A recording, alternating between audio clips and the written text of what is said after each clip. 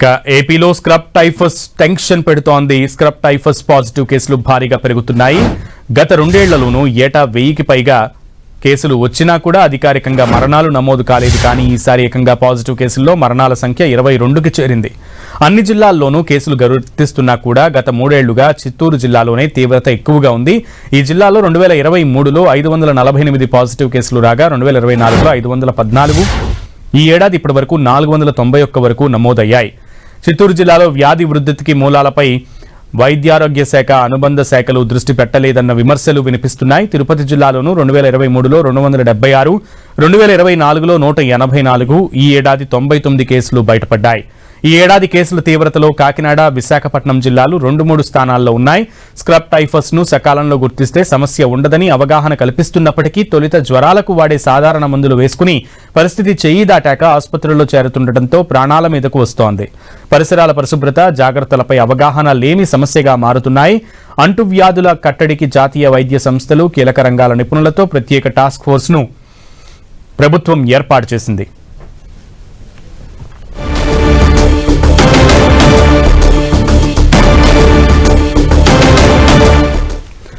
Scrub typhus కి సంబంధించి అన్ని జాగ్రత్తలు తీసుకుంటున్నామని విశాఖ డిఎంఎండ్హెచ్ఓ జగదీశ్వరరావు చెప్పారు. రాష్ట్ర వ్యాప్తంగా 22 మరణాలు ఉన్నా విశాఖ జిల్లాలో ఒక్కరు కూడా చనిపోలేదన్నారు.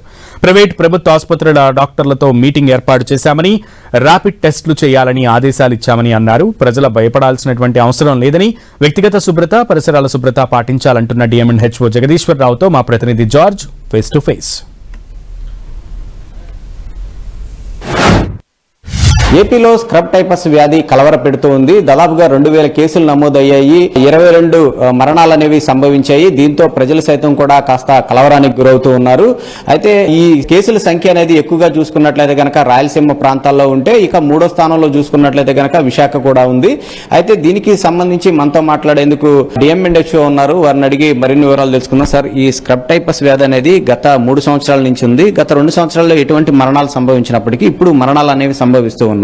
ఎందువల్ల అంటారు? దీని పట్ల ఎటువంటి జాగ్రత్తలు తీసుకోవాలి? ఈ స్క్రబ్ టైఫస్ అనేది ఒక స్కిన్ ఇన్ఫెక్షన్ నుంచి వచ్చి లంగ్స్ అవి ఇన్వాల్వ్ అయ్యే డిసీజు. ఇది ఏంటంటే ఇంతకు ముందు కూడా కేసెస్ ఉన్నాయి, కానీ డెత్స్ అనేది ఇప్పుడు కూడా విశాఖపట్నం జిల్లా డెత్స్ అనేది లేదు. మనకి ఈ స్క్రబ్ టైఫస్ ఏంటంటే జనరల్ గా ఒక పేడ పురుగు లాంటిది మనకి ఎక్కువ బుషి ఏరియాస్ ఇంట్లోనే ఉన్నప్పుడు ఆ పేడ పురుగు అనేది చిన్నది స్కిన్ కి ఇన్ఫెక్ట్ చేయడము, దాని మీద ఒక నల్లటి పొక్కు రావడము, ఆ తదుపరి జ్వరం రావడము, ఇవన్నీ ఒక సీక్వెంట్ గా వస్తాయి. ఫీవర్ అనేది మలేరియా, టైఫాయిడ్ లేకపోతే డెంగ్యూ అనేవి కాకుండా ఈ స్క్రబ్ టైఫస్ ను కూడా ఎవాల్యుయేషన్ లో పంపించి వాళ్ళకి డౌట్ఫుల్ గా ఉంటే వెంటనే బ్లడ్ టెస్ట్, ఐజీఎం అనాలిసిస్ కి మన కేజీహెచ్ మైక్రోబయాలజీ విఆర్డిఎల్ ల్యాబొరేటరీ పంపాలా.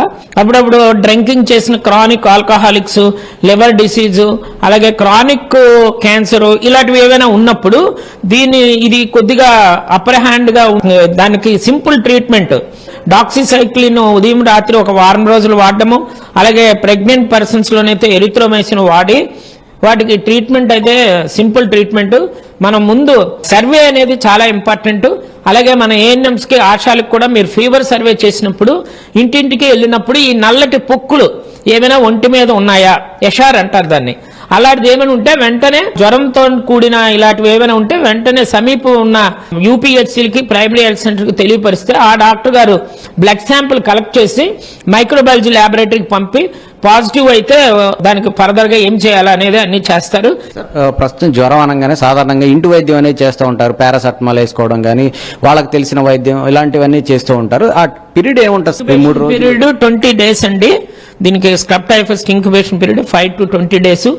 దీనికి క్లాసికల్ గా ఏంటంటే ఒంటి మీద నల్లటి పొక్కులాగా వచ్చి జరగడం జరుగుతుంది. అలాగే గజ్జల్లోని వీటిలోని లింఫ్ నోడ్స్ అని ఉంటాయి. ఆ లింఫ్ నోడ్స్ అయితే వాస్తాయి. అనుమానంతో కేసులాగా ఉంటే కంపల్సరీ కేజీహెచ్ కి బ్లడ్ శాంపుల్ పంపమని ఆల్రెడీ నేను ప్రైవేట్ హాస్పిటల్స్ మీటింగ్ పెట్టడం జరిగింది. అలాగే government hospital superintendent, KGH superintendent వాళ్ళతో కోఆర్డినేషన్ చేసుకుంటున్నాము. ఏ కేసులు వచ్చినా కూడా మన డిస్ట్రిక్ట్ ఎపిడమిక్ సెల్ కి పంపడం జరుగుతుంది. ప్రజలు అసలు ఎలాంటి అప్రమత్తత వహించాలి, ఎలాంటి జాగ్రత్తలు తీసుకోవాలి? దీనికి మెయిన్ ఏంటంటే పర్సనల్ హైజీన్ చాలా ఇంపార్టెంట్. అలాగే ఆ ఎలకలను ఇంట్లోని లేకుండా ఉండేటట్టు చూసుకోవాలి. అలాగే బుషీ ఏరియాస్ ఏమైనా ఉంటే ఇంటి పరిసరాల్లో అక్కడ పురుగు పట్టకుండా ఉండేటట్టు చూసుకోవాలి. అంటే రిపెలెంట్స్ ఉన్నాయి కొంత, వాటికి ఒంటి మీద రాసుకుంటే వాటికి ఆ పురుగులు లాంటివి ఏమి కూడా కుట్టడము అవి జరగకుండా ఉంటాయి.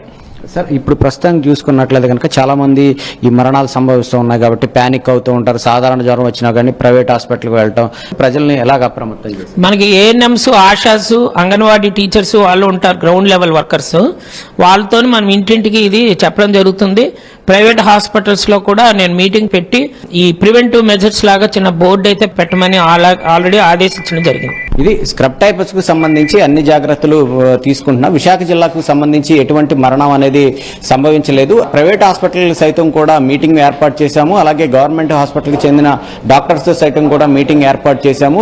ఏదైతే ర్యాపిడ్ టెస్టుల ద్వారా ఈ స్క్రబ్ టైఫస్ ను గుర్తించి ట్రీట్మెంట్ చేయడం కాదు, ఏదైతే కేజీహెచ్ లో ఏర్పాటు చేసిన ల్యాబ్ ఏదైతే ఉందో ఆ ల్యాబ్ ద్వారా నిర్ధారణ అయితే మాత్రమే అది పాజిటివ్ గా పరిగణించబడుతుందని చెప్తూ ఉన్నారు. ఏదేమైనప్పటికీ దీని పట్ల అవగాహన ఒకటే ప్రాథమికంగా ముఖ్యమని చెప్తూ ఉన్నారు. ఇతర కారణాలు ఏవైనా ఉన్నట్లయితే దానివల్ల మరణం సంభవిస్తూ ఉంది కాబట్టి ప్రజలంతా కూడా అప్రమత్తంగా ఉండాలని డిఎంఎండ్హెచ్ఓ చెప్తూ ఉన్నారు. కెమెరా పర్సన్ నరేష్ తో జార్జ్, 10 టీవీ, విశాఖ నుంచి.